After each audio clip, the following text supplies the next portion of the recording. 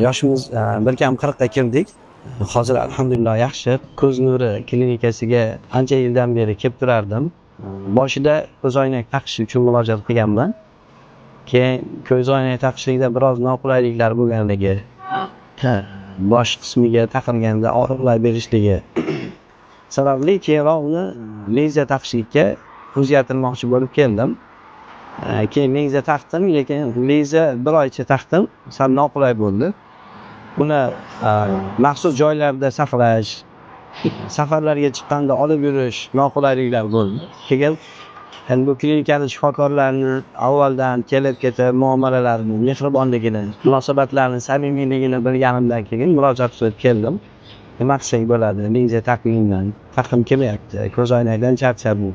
Hikmatullo akamni qabuliga keldim. Lazerli korreksiya, ya'ni lazerli operatsiya qilib, zreniyangizni tiklashimiz mumkin bo'ladi.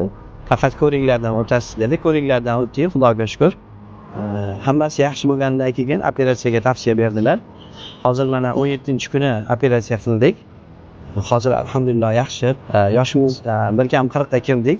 O'zbekistonimizda mana shunday rivojlanib borayotgan tibbiyot sohasidagi alohida bu ko'z nuri sohasida bo'layotgan yutuqlardan ham alohida minnatdorchilik bildirishimiz kerak. Ulug' zafarlar, bundan ham buyuk kelajak yutuqlar tilayman.